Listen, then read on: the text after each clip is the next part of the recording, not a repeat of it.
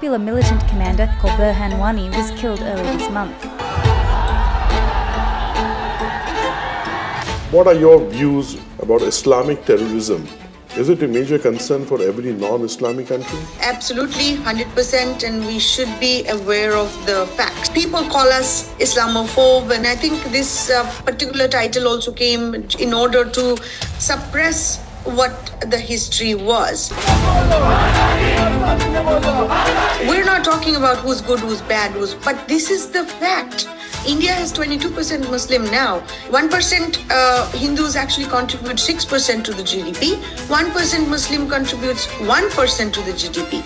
Out of 1% Hindus, 0.1% in jail, and out of 1% Muslims, 9% is in jail. So something has to be done in this particular case. After 9/11 attacks, even Shah Rukh Khan was thoroughly checked on entering America, and Shah Rukh was very embarrassed about it. What are your thoughts on this? I feel that today Islamic community in America is looked at as a victims rather than anything else. So today, I don't think Islamic people are looked at as a problem in any non-Islamic countries. According to you, what is the best way to counter Islamic terrorism? There is a narrative out there in Western countries that Hindus are promoting lies and deception. There is no love jihad. But there is. They have promoted an idea that love jihad or love trap jihad really doesn't exist when there is millions of girls, Hindus are actually getting trapped into this issue.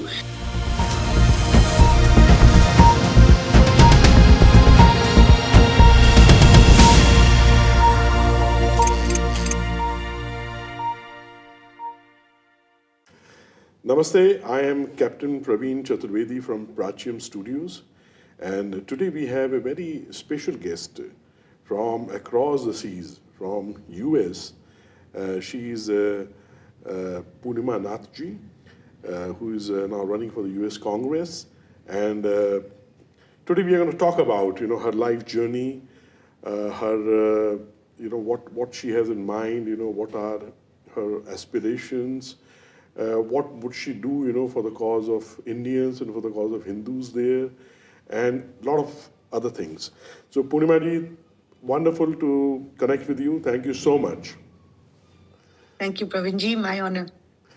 So let's start with, when did you leave India? When did you reach US? When did you get settled there? And how all this... I was born in the northeast of India. It's a very neglected, almost like untouched area of India. But I had no big dreams as such that I will one day come to America or let alone get out of where I was born at or raised at. But fate brought me to South India. That's where I actually did my engineering. Even when I was doing engineering, I had no such big dreams that one day I'll come to America. With a job soon after my engineering, it brought me to the place where I am, which is called Milwaukee. It's a very small place. Nobody knows. I'm sure you don't know either. And I have always used Chicago as a center point to refer to the place that I am at. So basically what ended up is I come from a small place called Tripura, and nobody knows in India. And when I was doing my engineering in the South India, they thought I was part of North, and the North Indians thought I was South India. We actually didn't exist for anybody in the mainland India. And I ended up somewhere called Milwaukee. It's difficult to pronounce, and they didn't know where it was. And it always stuck in my mind, okay, I am nobody. We are nobody. And that's how the life was. But I ended up in here, and there was no a dream of staying here either. But somehow the fate had that I had to stay here, and I settled over here later on, and then worked in the nonprofit arena for over a decade, 15 years plus, and then in between I started the nonprofit. That time also politics was not in my radar, and then later on through the nonprofit I met a lot of politicians, and somehow I was pulled into the politics as a vehicle for public service. And my goal is actually public service. And I thought, what better way to do something for the community I live in, and probably broader community, and for the micro minority people like me in America too. So politics may be dirty, yes, politics may be filthy, but it was supposed to be for public service. And I feel through this vehicle, we can do a lot of good for the people. Absolutely. Yeah, the good people have to come, with such wise thoughts, to serve the people. Otherwise, it's an old saying that politics is a place of scoundrels. So, unless good people come, it cannot be made a good place, a better place to work, and also to serve your own people. That's very important. So, what was the trigger that that this thought came to you that you have to come in politics now? Well, as I said, politics was not in my radar, not from the background I come from, not from the surroundings I was, brought up. Even when I came to America, I had no idea that one day, I'll be speaking for this particular platform and what it can do for public service. But I think, back in, I was already in nonprofit. I was already in advocacy mode, and I was actually working on my organization. We focus on diversity, we focus on heritage, civilization. So that's how I actually became very close to to our heritage through our organization that I founded. And through that, I was already doing some advocacy, but it was not from a political stance at all. But then when in 2016 timeframe, we saw President Donald Trump, at that point of time candidate, came along, and there was an interesting phenomenon I saw in America, some massively vicious attack against him. I actually and was very intrigued to find out exactly what was happening. So I started digging around, started looking into things, and looked into the policies that he was advocating at that point of time. And I was very inclined towards his policy. I'm like, that makes sense. I mean, obviously, we're going through several issues, and I think the pointers he's bringing in absolutely 100% is aligning with me. And that's how I got aligned in the right side of the political arena, if you will. And obviously, through my work, I was already working on the heritage side of it. And then when I started digging through the history of Hindus, history of Indians, I realized that we Hindus obviously had gone through massive amount of invasions, massive amount of colonizations, and still And somehow persecution. along the line. And persecution too. Yeah, a lot of persecution we have gone through. Absolutely. And then that's when I realized that how come we have never spoken out about us? Everybody's speaking about themselves, but I don't see ourselves. That's when I actually became a bit more vocal, started talking about the civilizational heritage that we have. Our ancestors have done fabulous job in it. And I'm literally was new, and I was every single day I was fascinated by things that I was finding out. So it was a extremely enlightening journey for me, for personally. But politics is not to me at that point of time it became very clear to me politics is not something that I'm not going to. I totally changed my view towards politics. This is a vehicle for public service, and I'm going to utilize this for public service to do something for the community that I have called home today here. And we are going through tremendous amount of difficulties here as well, and including if I can do something for the broader community as a Hindu, I shall do that as well. And that's how, that's how I think I'm trying to bring both these angles together. You proudly identify yourself as a Hindu, and you really carry your Hindu identity on your sleeve, and you openly express your beliefs. That makes you very proud Hindu, definitely. So when a proud Hindu like you know, comes to a level, to a position of power, you know, at a place where he can really do something, bring about a change. What are the issues you think that you would take up, you know, for the cause of Hindus? In the last few months, there's 18, 19 students, Indian students have been killed in America. And that's a massively grievous situation for me, because every situation, I'm actually looking at it from other side also. If something like that happened on Indian ground, on Indian soil, for an American citizen, what would have happened? So to me, these are important issues. And it's not, I'm not doing it for Hindu specifically. I'm actually doing it for a human. That person came to America for their American dream, for wherever they came from, but they came with, you know, massive dream that they wanted to study here, they wanted to do something for their family, they wanted to do something for their lives in the country, but they ended up, you know, losing their life over here. So is it actually anti-Hindu sentiment, or is it something bigger going on? So the people like us who have called America as a home today, our next generation are going to be, you know, they're going to wonder about, is it safe for us? Is America safe for us at all? So to answer your question, it's not just for Hindu specifically, but for human, we have to have certain kind of dignity. We're not animals. We're not living in a jungle. We're living in the best country in the world. And if we can't keep a person's life safe, I think there's a bigger issue there. So in general, for Hindus though, I've seen anti-Hindu sentiment increasing day by day, and I've seen that especially after Modi ji actually came to power. So I think there's a massive agenda happening. I've seen a lot of things happening in the USCRF arena, just like they've unnecessarily called India as a CPC, as a country of particular concern, and things like that. And they're consistent and continuous attack against the Hindus. The Hindus are somehow a terrorist, and we're somehow extremist because we speak about Hindus, and I am labeled in all kind of names, etc.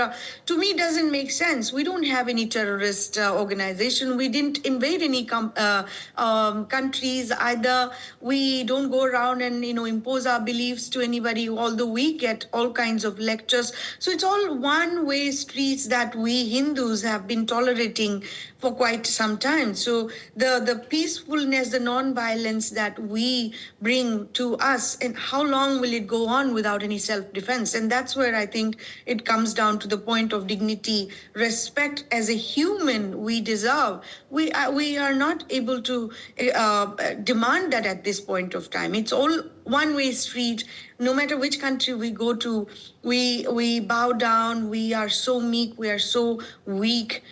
We don't have any political social clout. People are doing well individually. Engineers, doctors, lawyers, mansions, cars, Rolls Royce, and etc. But I don't think we as a community are there for the broader Hindu community. And that's something that I think as a community we have to work together. And my goal is to, probably through these platforms, if we can encourage Hindus to donate, Hindus to stand for another Hindus, just like how Muslims do, or Christians do, or Sikh brothers do, that would be a massive change for our community.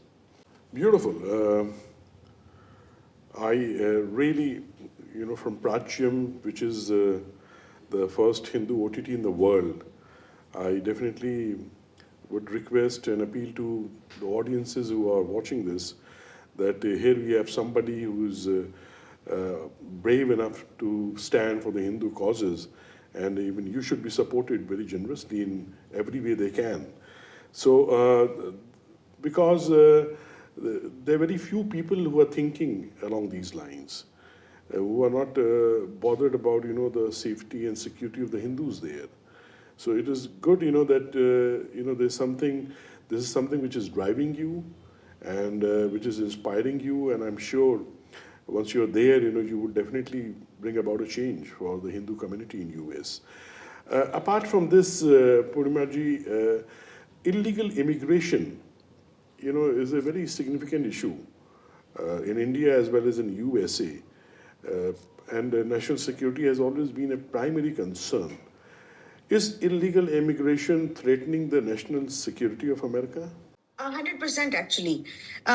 Today they say that in Biden administration they've let at about 10 million illegal illegal immigrants. But in general, I say that before then also there were illegal immigrants entering, but the number was very small. And this is one of my top issues, because if you don't have secured border, you don't have a nation. And obviously, 200-300 years ago, we didn't have a concept of nation. And I don't have preference whether you want a nation or borders or not. But if that is the case, that we want to go on an open border kind of situation, I actually demand that all the 200 countries have go that route too, including the 56 Muslim nations who have occupied the Middle East. Are they going to do that? That the answer is obviously no. So the question is why countries like America or India has to go that route, and it cannot be one-way street anymore. It has to be, we have to discuss it exactly what kind of issues we are facing. Where the people on the left side says that these people are keeping our economy alive, and they work the one that we actually, the people of here don't want to work. The truth of the matter is some people don't even want to work. They want welfare system. They want the free money coming from the government. So that's not how a healthy society can live. With government money, free money coming through. So India is, as a socialist country, as you know, it was made into socialist country back in 1976 forcefully. Now, with socialism comes welfare. Welfare comes crimes and corruption and all kinds of stuff. And now we're looking at, yet with all the welfare, the previous government couldn't eradicate the poverty.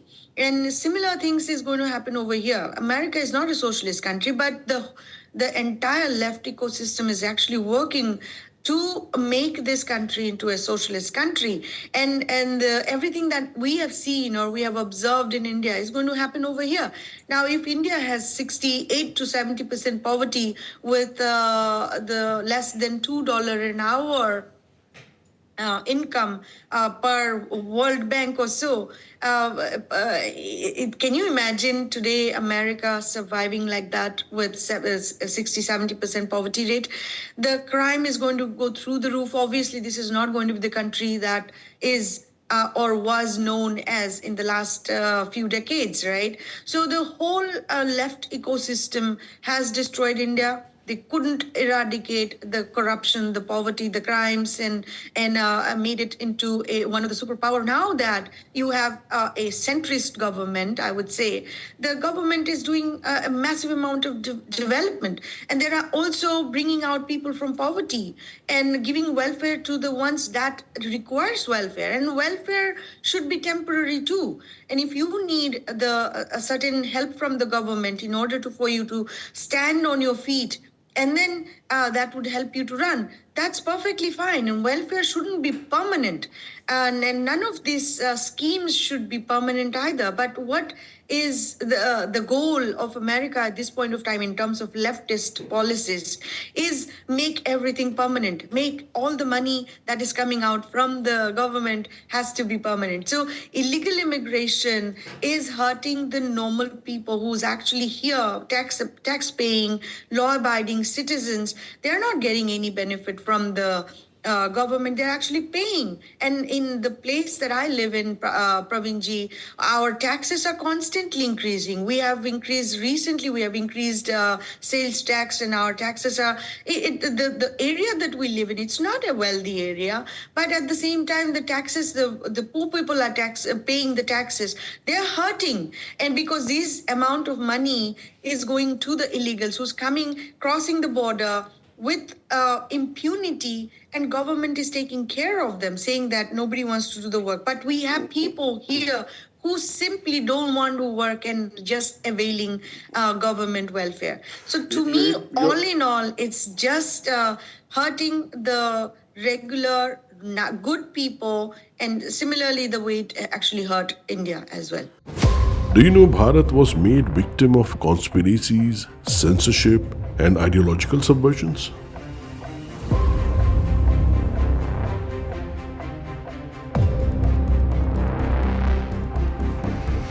We all have suffered a lot. Let's end that now. We bring to you Prachyam, an unapologetic video platform for Hindus. Protect your family from false narratives about Bharat.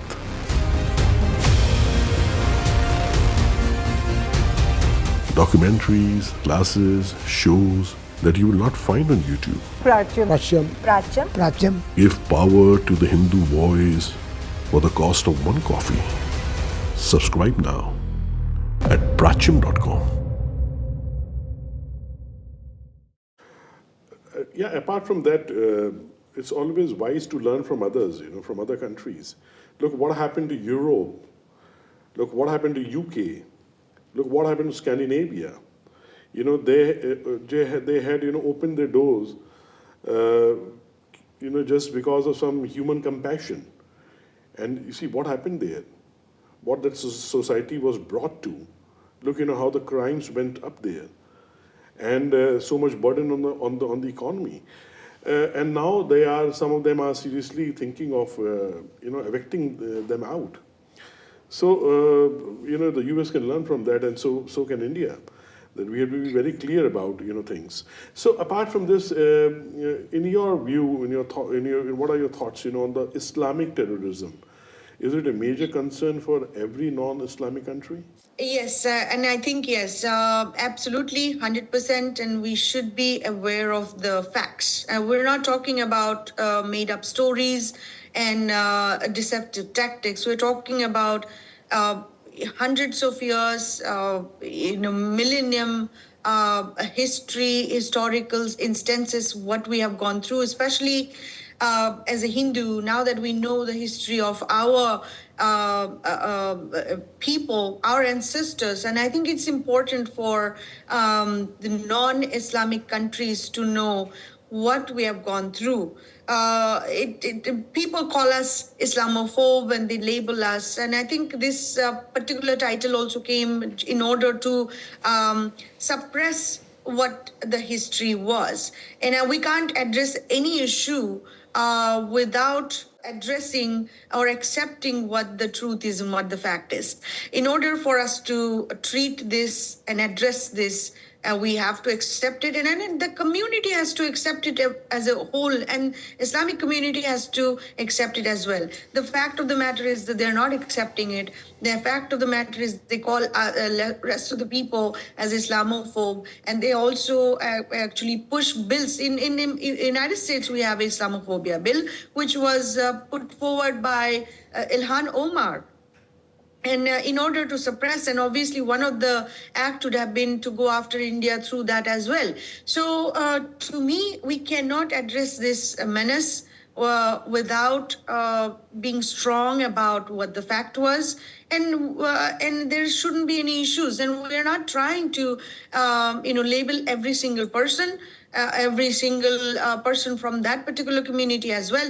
But the idea that speaking about fact and truth is defined as some kind of racist act is quite concerning. So every non-Islamic country has to know the history and accept it and address it. And that doesn't mean there is no Muslim. In fact, India has 22% Muslim now.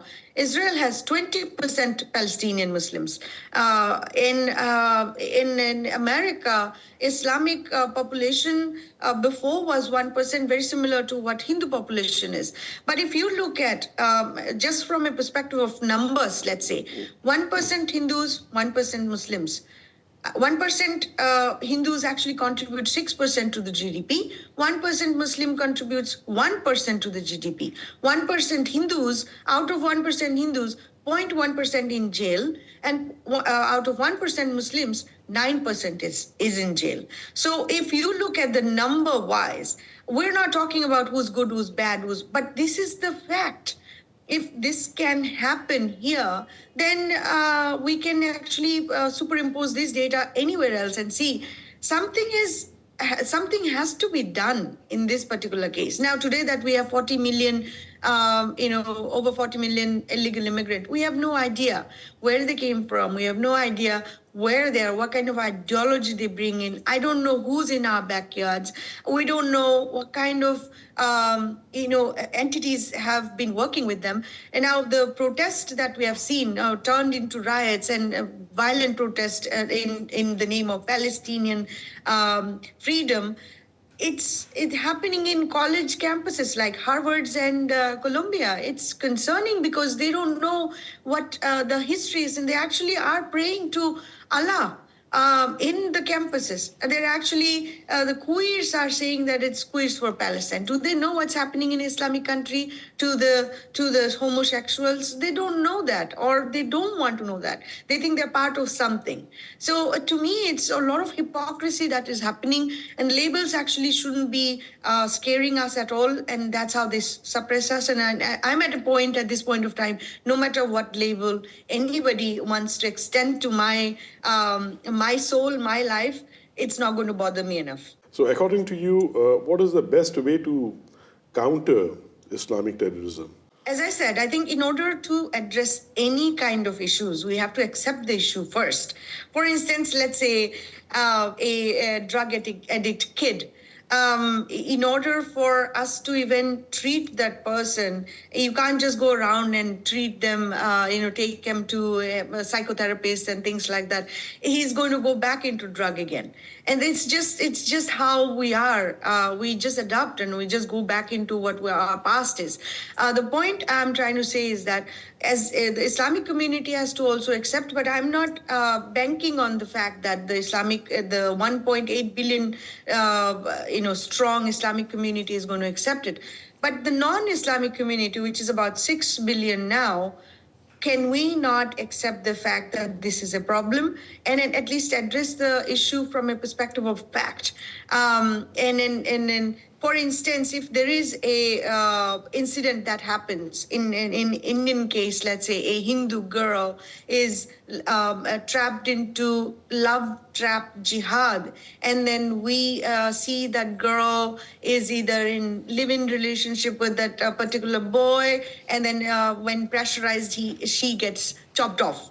In that particular case, can you not at least write a top story that this has happened? But what happened in America with that particular story, they have promoted an idea that love jihad or love trap jihad really doesn't exist when there is millions of girls, Hindus, are actually getting trapped into this issue. But there is a narrative out there in Western countries that Hindus are promoting lies and deception. There is no love jihad, but there is. Why can't we say it? Why can't we say the truth? Why are we afraid of it? So we have to stop being afraid. We have to stop being frightened that somebody is going to come and kill us. At the end of the day, we are all going to die. At the end of the day, we came here, we are going to go. But if we can't do certain things without a fear that somebody is going to come and target our family, somebody is going to come and target our home, somebody is going to come and target our jobs, somebody is going to come and target us, then who are we living for? what are we supposed to do? I think that we have to leave that the fear from our souls, from our from our aspect at this point of time, and just do what is the right thing. Whatever happens after that, let it be. Just let's say the truth, and let's at least try to address the problem. After 9/11 attacks, there was a noticeable shift in America's treatment to Muslims. Even celebrities from here, like Shah Rukh Khan, were not exempted from this. Even he was thoroughly checked and investigated upon entering America. And Shah Rukh was very embarrassed about it. And he felt compelled to declare to the world that my name is Khan and I'm not a terrorist. What are your thoughts on this? See, in America, after 9/11, the shift has actually happened on the other side. What I say is the best marketing, the biggest and the best, the fantastic marketing team is the Islamic community. 9/11 happened in America, but today, the 180-degree shift from that is fantastic. They actually tell that 9/11 was not done by Muslims at all. It was done by Israel. And then if you look at the amount of infiltration that has happened in the American media, American academia, and the corporate sectors and the non-profit NGOs, it's fascinating to me. In today's ground, it's actually they shifted the narrative completely. They are being portrayed as a victims. And no other community could have achieved it. It was only Islamic community who has achieved it. So today, I don't think Islamic people are looked at as a problem in any non-Islamic countries. They are looked at as a victims. That's how the narratives has shifted in America. If you remember, 6 days after 9/11, George Bush went to the site and actually told Islam is peaceful religion. And that actually caught me quite unexpectedly. I was shocked to hear that. And then honestly, at that point of time, by 9/11, I didn't know a whole lot of things in terms of what was going on either. With the knowledge that I come today, I had no idea 20 years ago. And I was not even in politics at that point of time, but I was like, something is not right. So you have to listen to your heart and your soul sometimes, that if something, gut says something is not right, maybe it's not right. Look into it. So maybe, all this comes together today. I feel that today Islamic community in America is not is looked at as a victims rather than anything else. And to me, the way the Palestinian movement has shown, the BLM Antifa was shown in the streets, I can say otherwise that Mr. Khan would be a hero in America today. Do Hindus feel discriminated against in America? You see, in normal life, let's say if you're not in politics, or if you're not speaking out as Hindu, or if you're not defending Hinduism, or if you are not coming across as a strong Hindu, you have no problem at all. You will not even hear anything but the other side of it. But at the moment, let's say if somebody comes, and whether it's Jehovah's Witness or Jesuits or some Christian conversion,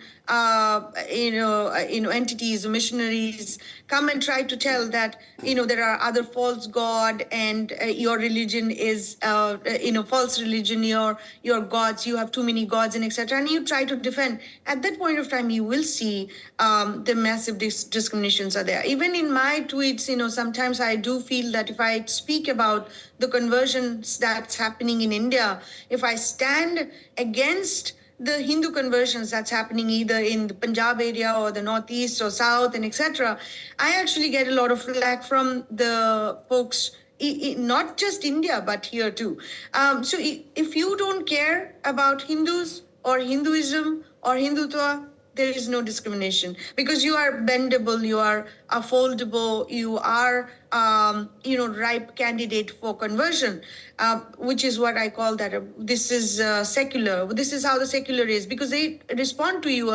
We're not religious, we're spiritual. That's how we used to say, but we never defended our religion, saying how does it matter if we have let's say, for instance, it's not true that we have 33 crore gods or 3 million gods or whatever.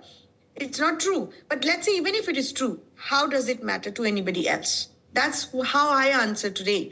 And if somebody says my God is false, I'm like, who told you, who gave you the authority to tell me my God is false? Oh, what is your God's name? Do you know what's God's name? Somebody came the other day, told me God's name is Jehovah. I said, I have my Gita and my God name is Shiva, Krishna, Vishnu. How does it matter to you? So, that kind of stuff. In that particular case, you will see, massive angst. Oh my God, she's so strong in her faith. So if you remember, there was a interview that came along. Vivek Ramaswamy was asked about, as a Hindu, as a presidential candidate, how is he going to actually run this country? And he went around and Gol Gol Ghumke, he went around about finding some similarities between the Christianity and Hinduism. But my fundamental question was, actually, if that question was asked to me, I would have asked, why did you even ask this question? What was the intention of asking the question? To me, religion are paths. Religions takes one soul to moksha, the salvation, the liberation. And it doesn't matter what you follow. Either way, at the end of the day, if you have to attain moksha, you will attain moksha through different paths. And my path can be different from you, or that doesn't mean my path is false or my path is not true, my path is not right, and I have to follow just one sect. To me, that question itself is fundamentally wrong. For instance, we have, Indian CMs who are Christians. Have any Hindus ever gone to them and asked, as a Christian, how are they running the state? Have they ever asked this question to a head of the state who's of a different faith in India? And to me, that question is so indignifying. And I actually thought about that particular interview after, and I felt like if somebody ever asked me this question, my answer would be a question. Why did you ask this question? What is the intention behind this? What did you ask Vivek Ramaswamy? That, why you I had to actually- go about, giving all kind of, proving the similarities between Hinduism and Christianity?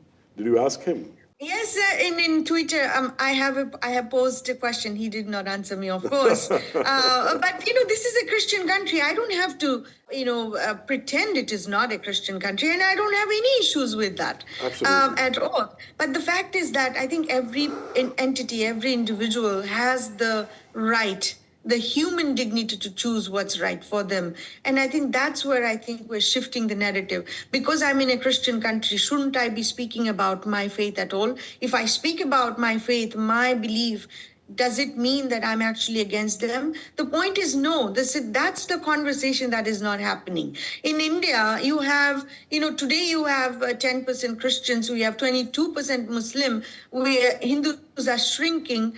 Sadly, they don't actually defend Hindus. Most of them are. We're all seculars. And I have no problem with secular either. As long as it's, balanced, as long as it's not lopsided.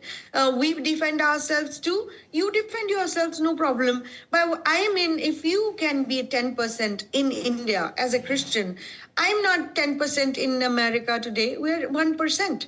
And we don't even have political and social clout. Yet we get all kinds of flags today that today as a Hindu, you cannot speak in a Christian country. A lot of people actually tell me in Twitter, go back to your Hindu country, Hindutva country. Why you are here in a Christian country? Does ever anybody ask this question to a Christian in India?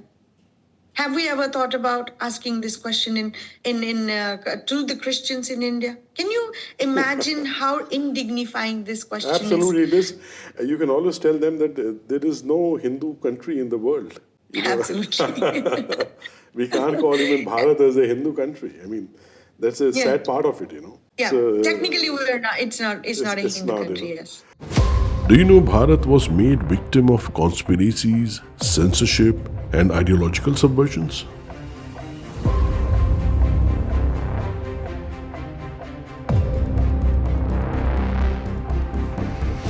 We all have suffered a lot. Let's end that now. We bring to you Prachyam, an unapologetic video platform for Hindus. Protect your family from false narratives about Bharat.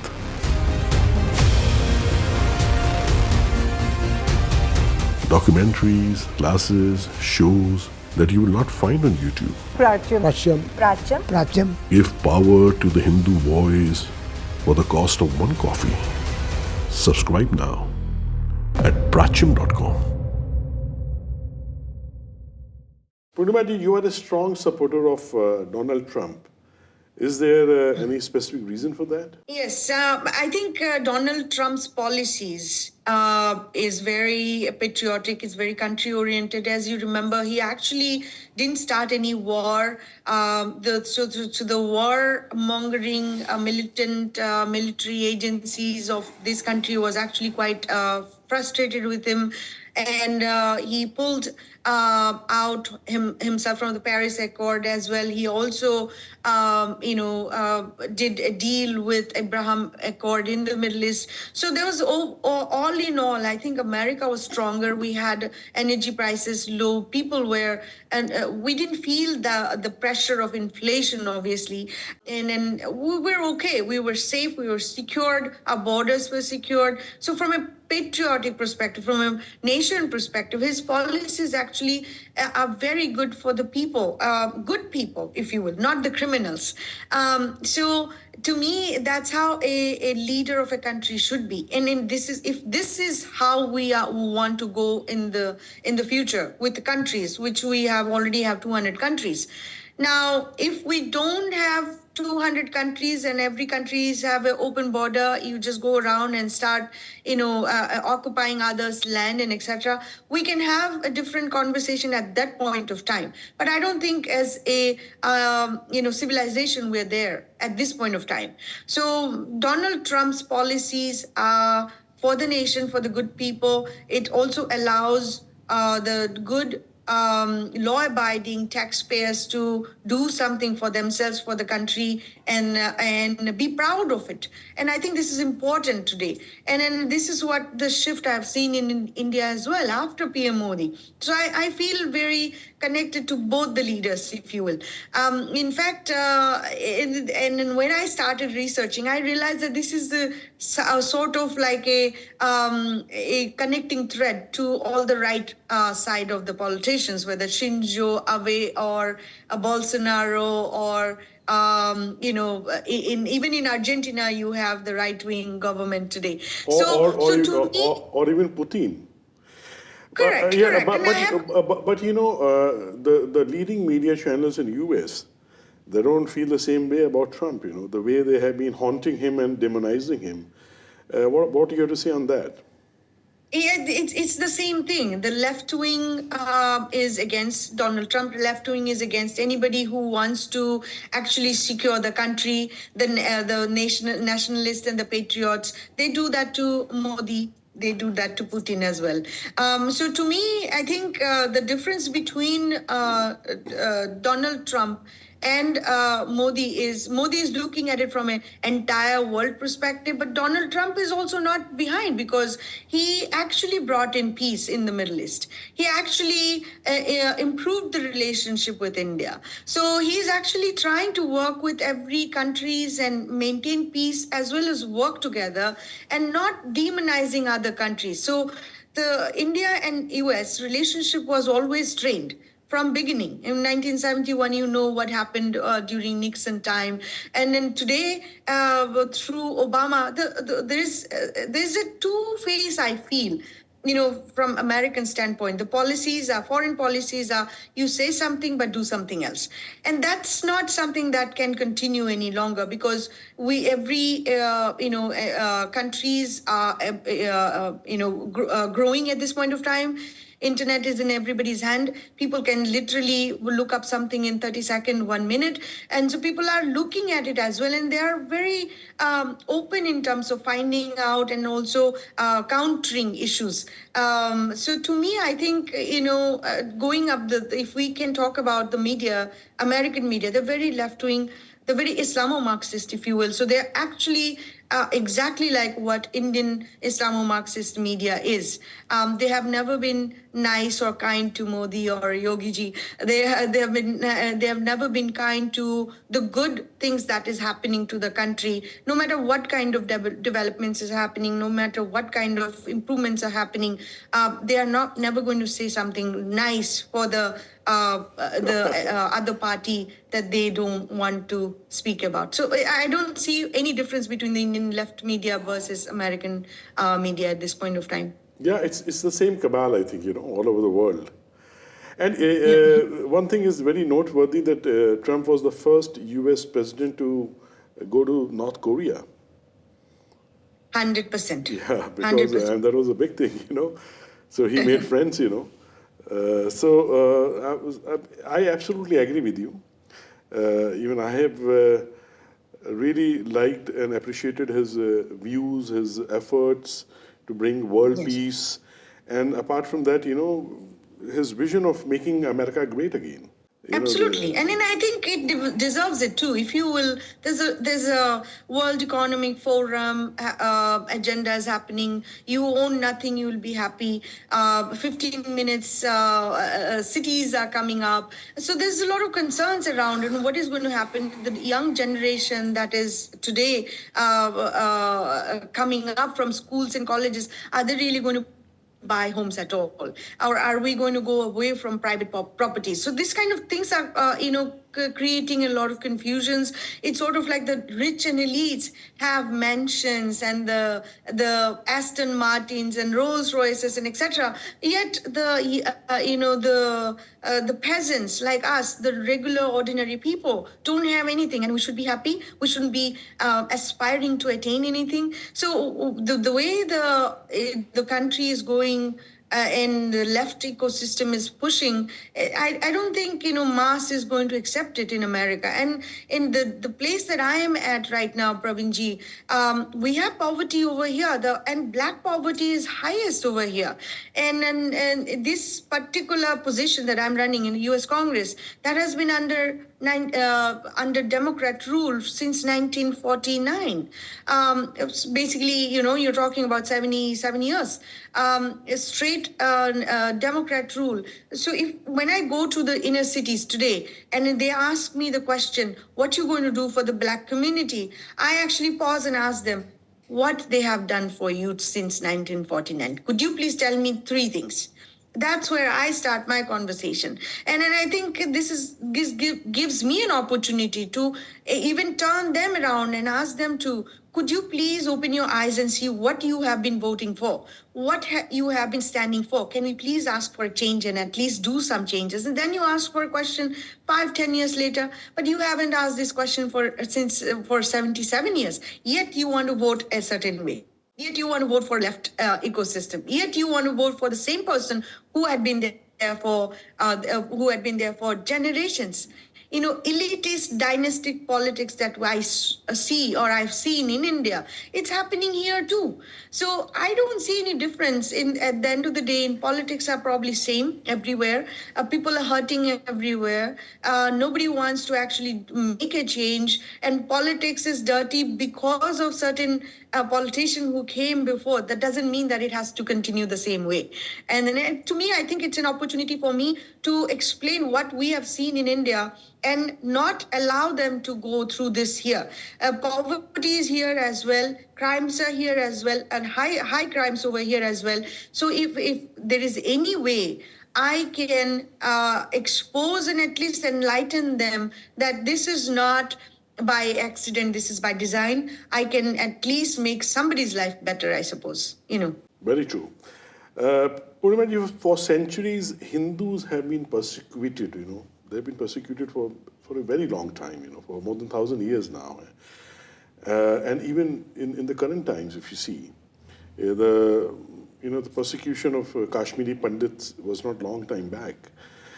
Yet, the world leaders have often, they have overlooked this suffering which was brought to Hindus.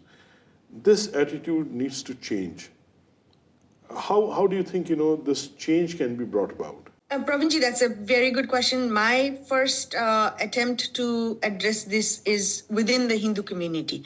What are we going to do? What have we done? And what we are about to take on. We can blame the world as much as we want, Praveenji, but I think it's not their responsibility. They don't care. To be frank, they don't care. Nobody cares about anybody. It's themselves. So now if we as a community don't come together and speak about our issues, nobody is going to take up. And if we constantly go around and say that America has to take up, why should America take up Hindu issues? America is not a Hindu country. American Hindus are 1%, and Hindus are actually, we are assimilated. We don't talk about our issues ourselves. So why should they take this issue? And I went to my senator, I went to my representatives, and I've spoken to our issues that this is happening, this is coming. Would you please help us? Would you please speak for us? And they will not. I have not seen any statement, even when, the anti-CA resolutions were happening. In fact, one of the city that pushed anti-CA resolution was my city, Milwaukee. I had no clue about it. It was done in a hush-hush situation, and I reached out the mayor at that point of time, the council, the common council person that pushed, and he's the mayor today. And I've reached out to them. I've asked them tremendous amount of question. How did you pass this anti-CAA resolution? What do you know about anti-CAA? You didn't even know how to pronounce CAA. You actually didn't know how to say CAA in the bill. And I've listened to that video multiple times. And what do you know? Who gave you all the information? Why did you pass it? He had no answers. He never responded to me. And they are not going to, because they are run by Islamic brotherhoods. They're run by Islamic entities that they have given all the information to them. Hindu entities didn't give them any reports. They didn't give them any information. So I can't blame anybody else but ourselves. It is us. We have to speak up. We have to say our stories, and we have to build coalition and tell them that this is what's happening. And there are a couple of Hindu groups in Washington D.C. trying to do that, but I haven't seen any concrete results. And I've seen a Hindu caucus coming up. I haven't seen any concrete results in terms of either a press release come through or a strong statement come through. All these Indian students are getting killed. I just told you earlier. I haven't seen any statement come through from the Hindu caucus that was created just recently in December of last month, or the caucus that was created by Mr. Thaneda from Michigan congressman. So there is no concrete result. There's a lot of talks happening, a lot of conversations happening, but we Hindus don't see any results. To me, at this point of time, it is time for us to see something concrete, tangible in public, not in the closed doors, and that's where I am at. And then to me, in order to make that happen, it has to happen from within, from us. And that's why I have no shame of being a Hindu in a Christian country, and I have no problem as long as I'm not converted, as long as I'm not forced to convert it, as long as I'm not forced to stop being who I am. Well, we certainly have a lot of hopes from you. You have always been interested in social service. Should the Hindu community in US consider your entry into politics as an extension of your interest of social service? 100%. As I said, I'm interested in public service, and that's what I've been doing through nonprofit. I do festival here. It's called India Fest. I started as in India Fest Milwaukee. Now it's India Fest Wisconsin. I've been doing it for 11, 12 years now. The whole goal is to actually, advocate about Indic heritage, civilization. And I'm proud of my heritage. We are the only one who survived a massive amount of invasion, colonization, nation. We're the only one, between 1820 to 1920, British colonizers killed about 165 million Hindus or Indians, if you will. Most of them were Hindus. Now, nobody knows that. We all know about Jews, 6 million Jews killed by Hitler, but nobody knows about 165 million Hindus killed by a British just in 40 years. 40 years time frame. So these statistics is something very important for me to speak about. So I'm interested in heritage and the ancestors of ours, that what they have done or what they have gone through, the amount of trauma, the pain that they have gone through. If we can actually communicate this through our platform, is going to be very important. And heritage is important. And I don't see any country in the entire world which has this kind of heritage at all. And then why should I be ashamed of that? Why should I be pushed into saying that they tell us we are actually folks that who drinks cow urine, we worship millions of gods, we had Sati, we have Kali. Even if we have Kali, what is that representing? Even we don't have Sati anymore, and then we don't.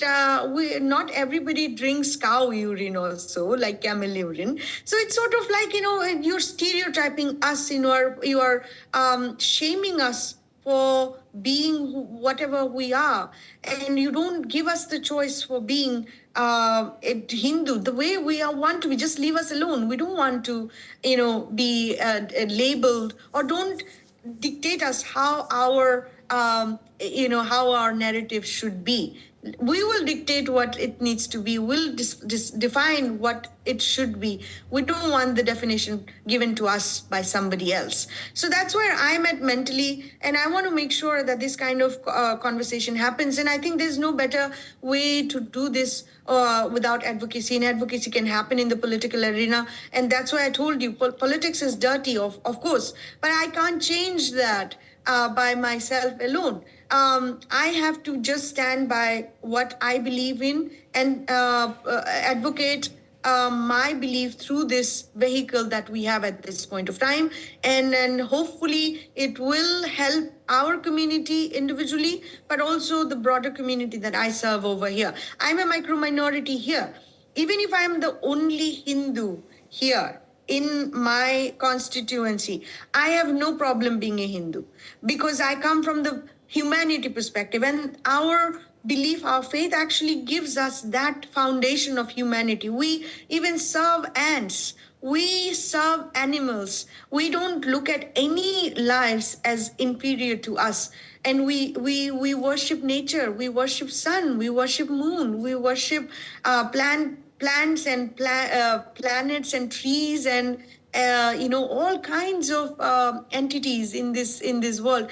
What better way to serve this nature, this world, the universe, the life that has been given? So we are obviously pro-life. We don't glorify death. We don't say that somebody is dying is becoming a martyr or something. So we are all about life. We are all about choices too. We're all about growth of our soul. What better way to do service through political arena with that kind of mentality? So I am for America, and I have America First policy, but I also want to make sure that my belief, my faith is not downgraded or degraded at any cost. So you have become a voice for Hindus in America. So can the Hindus there be convinced that this voice is going to become more loud, more pronounced if you are elected? As I first see me as a human. Yes, that's the first thing. As a human, I'm actually fighting for my own dignity too. I don't want anybody to look at me as a inferior person because I'm a Hindu. I'm a human first. I bleed like them. I bleed like a black person. I bleed like a brown person. I bleed like a white person. I would die like one of them too. Once I'm dead, whatever rituals has to be done for me is fine. But then as a human, I'm a human first. And then my ideology comes and my policy shapes from there. So I want to make sure that we as a Hindu are not looked at as inferior to anybody, whether it's a Muslim, whether it's a Christian, doesn't really matter. We have our faith, and our faith, to me, is the superior.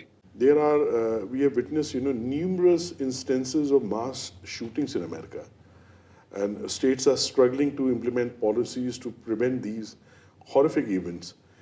Is America's gun culture becoming increasingly dangerous? This is a very good question. I'll answer in two parts. One is America is the only country that has Second Amendment, which allows them to do carry a concealed weapon or so for self-defense, which I think is very important in the sense because no other country has it. If you remember, in India, where 1919 Rowlatt Act that has happened after that, Jallianwala Bagh happened. क्यों हुआ था? Why did it happen? Because they actually British made sure that every Indian is all the weapons have been taken away. They couldn't gather more than 4 people and things like that. That kind of things were instances were created in order for to make sure that there is no uprising against British. And right after that, Jallianwala Bagh happened. Basically, they killed unarmed villagers, thousands of it, with no defense mechanism. America is the only country which has the defense mechanism. Now, the question comes to is how, what is the extent it will be allowed, right? If we are living in a, the perfect society, nobody needs a Second Amendment. Nobody needs a weapon. But nobody's living in a perfect society. So we are seeing crimes increasing. But at the same time, mental illness also is increasing. If you know, in schools today, I've seen certain very concerning issues within schools coming up that adolescents, younger children, even the kinder care children, they are being taught in terms of gender educations and sexual educations and things like that. And then when it goes to 11, 12 years or 13-year-old, they're actually being given hormones to change their gender. So gender dysphoria is an issue, mental illness is an issue. We're seeing that these kind of things are happening behind the scene without the knowledge of the parents too. So a lot of parents are actually waking up and fighting against the schools. But they're running for school boards for issues like that, because drag queens are seen and pride flags are seen in this classrooms, in younger classrooms, and the amount of books they are actually circulating which talks about the physical interaction, the sex educations. It's mind-boggling to me. These are actually happening for small children's, just elementary schools and plus just 11, 12-year-old kids. To me, it's beyond that. It's not just gun culture. There's something that is fundamentally going on in America today is going to create 15, 20 years later, you are looking at a generation which is completely out of order and totally mentally ill. So that's where we're going to. Now we're coming back to gun culture we're talking about. So a lot of people are actually taking it seriously that you don't know who's going to come and shoot you in your doorstep. So we have to have some defense mechanism. Now, can we actually give guns to the folks who's mentally ill? No, right? So there has to be some balance, some conversation, some policies around that. Now, you can never take away a weapon from the criminals. They're going to find a way to get guns, regardless whether you take away guns from the good law-abiding citizens or not. So where I'm going to go with this is that as a society, we really have to discuss this matter very seriously, because right now we are in a dilemma at this point of time, what to do. Who should have the weapon, or who shouldn't have the weapon? The criminals shouldn't have the weapon, but that the truth of the matter is you can never stop them from having an illegal gun. Never. So then, as a good law-abiding citizen, what they're supposed to do? And now, recently I've seen a news come through, I think it is Tennessee, state of Tennessee, actually allowed teachers to be armed. Now, this particular issue actually is very concerning to me. I don't support this, what has happened in Tennessee. But can you imagine a teacher is supposed to teach math, science, reading, writing, physics, chemistry, biology, or they're supposed to figure out when to, use the weapon. Now, if the schools are, going to go into liberals' hand, what is going to happen with that particular law? You are arming a teacher who are actually supposed to teach certain subjects, and you are arming a teacher today in this school. In the schools, we are seeing drag queens and all kinds of pride, LGBTQ agenda that is being promoted. So with that kind of law gets into hands of a liberal, lunatic, mentally ill person, what is going to happen to the students anyway? So I think it's an unthoughtful law that was passed in Tennessee. I think it's going to create a lot more chaos than the original issue. So what do we do as a normal citizen? I think Second Amendment is a good thing that America has. Now, no other country has it. Secondly, we as a society has actually totally deliberate as to who should have a gun and who shouldn't, and what do we do with illegal guns that criminals have. And obviously, the connected issues are drug wars and sex wars that's happening through the borders. So it's a very important but quite scary issue, and I don't think we all have any answers. But the Tennessee answer is not an answer to me. Absolutely. So arming the teacher is not an answer to me. Absolutely. Well, originally the Second Amendment was brought so that they could empower the citizens if they want to fight to defend the Constitution. Correct. That was the purpose, But it has gone much beyond its purpose now. Absolutely, and I don't think everybody should have guns. I mean, if you are a normal citizen, why do you need guns anyway? But things are happening over in this country, so you don't know who's going to come and just attack you out of nowhere. Right. And especially people like me. If you look at me, I'm a Hindu, I'm a conservative. The media doesn't like us. The academia doesn't like us. The general liberal public doesn't like us. And then the protests and riots are happening on the left side of the aisle. So in general speaking, I should be arming myself, and the state should protect me. But state is not going to protect me, people like me. So that's where it comes down to the point that to what extent we as a society want to make it available to the people, and how do we control the criminals with this issue. So I don't think there is an answer, but the Tennessee's answer is not an answer. Absolutely. Do you know Bharat was made victim of conspiracies, censorship, and ideological subversions?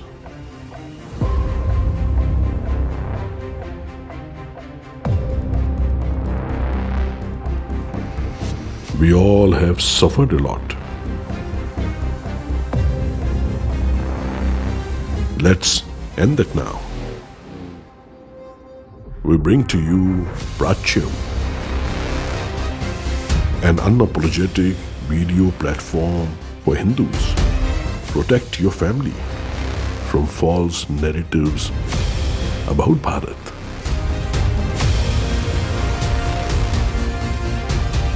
Documentaries, classes, shows that you will not find on YouTube. Prachyam. Give power to the Hindu voice for the cost of one coffee. Subscribe now at prachyam.com. You often praise Jews for their unity. Do you think that Hindus lack that kind of unity? Jews are only 0.2% of the world, and Hindus are 15% of the world. Jews have created a country, however tiny it is, but Hindus couldn't create a country. It has come to my light that at this point of time, it's not like all Jews are, Israel friendly or pro-Israel. They actually call them Zionists.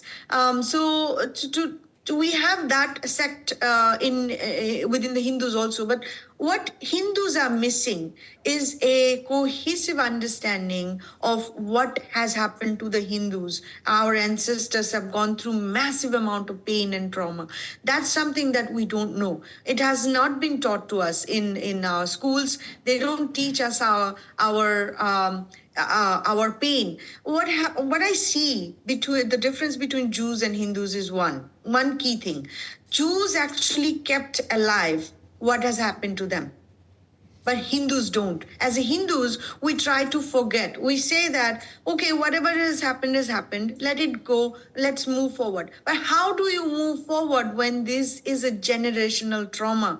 We may not know exactly what our ancestors have gone through because they haven't told us or written or given us, through generational storytelling, they haven't told us. So now, as a soul, as an individual soul, this actually stays, it actually passes through. We forget that. And that's where I think the rejuvenation is coming in Hindu society today. Maybe some, like, Vikram Sampath is writing nice books. Sai Deepak has come with nice, wonderful narratives and things like that. So I think it's a generational trauma that we tried to push under the rug. And we think that if we don't talk about it, it's going to go away. It is not going to go away. In order to address any issue, we have to accept it. We have to accept our part of it and also figure out how do we go forward. Just because we speak about certain things doesn't make us racist or doesn't make us extremists, doesn't make us radicals and things like that. How do we solve these issues? We cannot go for another 1,000 years like that. We don't have a museum like Jews. We don't have a documentaries like Jews. We don't have any narratives at all. The Jews that even the 2% that have achieved. To me, what is the purpose of a number? The number means nothing to me. I could be 1% and do much more than 90%.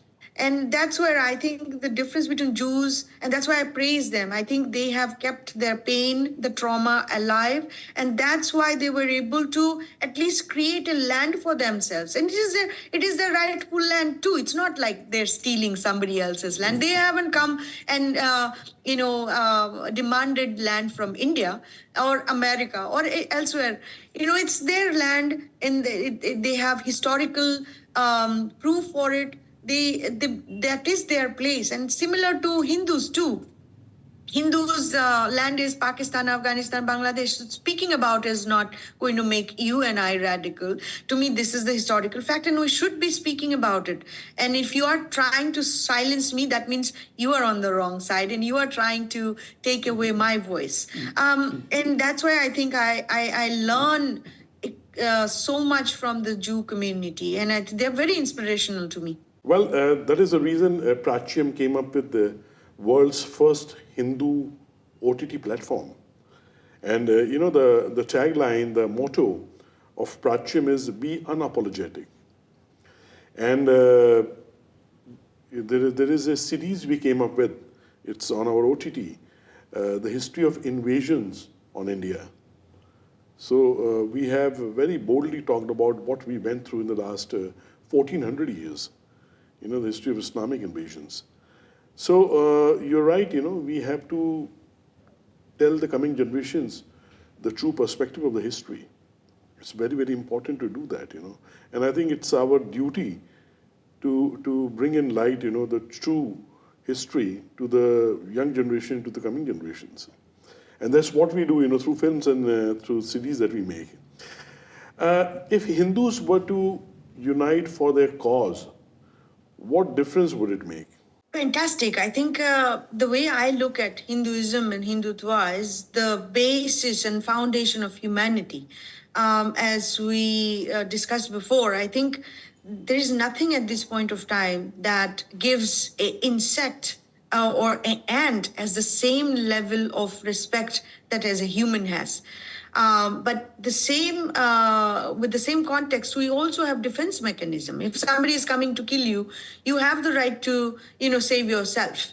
It all goes together. The respect and dignity of another life. It is so important to me, and I think too, as a Hindus, we carry that with us. We are in America or UK or Australia, New Zealand or India. It doesn't really matter. We actually accept everybody, and that's why I think even with 1%. Hindu population in America or 2% in UK or 0.6% or 0.1% in Middle East, we are not troublemakers at all.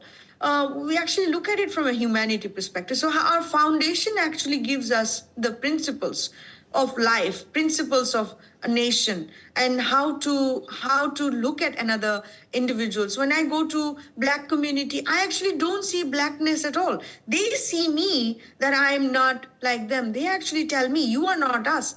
And I stand in front of them and I argue with them. Tell me, why am I not you? Do I not bleed like you? Do I not breathe like you? If you slap me, would I not feel pain like you? So why am I not like you? Just because your skin color is different, you think I'm not like you. I don't feel the way you feel.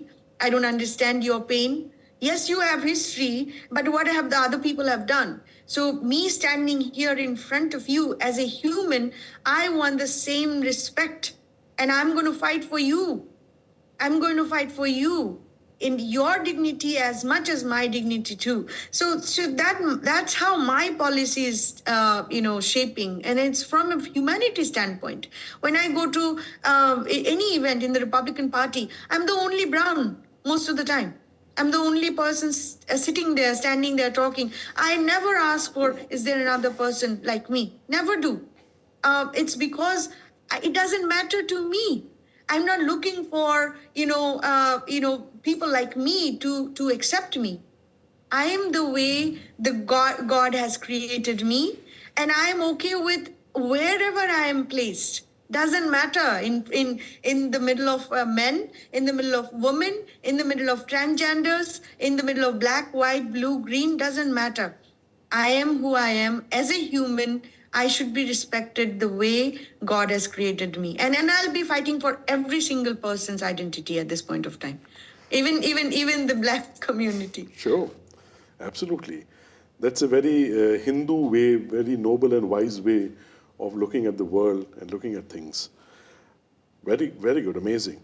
If I have to ask you in short, if you have to say a few words as a message to the Hindu community, what would that be? I think as a Hindu community, we cannot be afraid, frightened about what another community or what entities are going to label us with. We have to be unapologetic, exactly like what you said. And I am unapologetic. I do not care about the labels that comes to me. I will stand firm in my belief, and I hope the Hindu community joins my hand as well, helping me in this cause. It's not just Purnima cause. It's not a XYZ cause. It's for all of us, the humanity cause. Hopefully together we can communicate what are we about through our beliefs, through our faiths, and staying strong about communicating our pain too. We are as human as others. We are as good as others. We deserve, and we actually deserve to be treated as equal human being, regardless of our faith, regardless of our beliefs, regardless of our path, regardless of our different deities. So that's all I should say. And secularism doesn't mean that you denigrate our own history, heritage, and civilization. You want to be accepting, but it has to come two-way. It has to be two-way street at this point of time.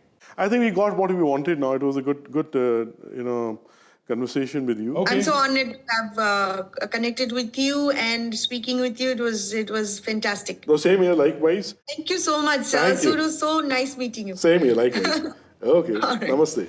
All right. Namaste.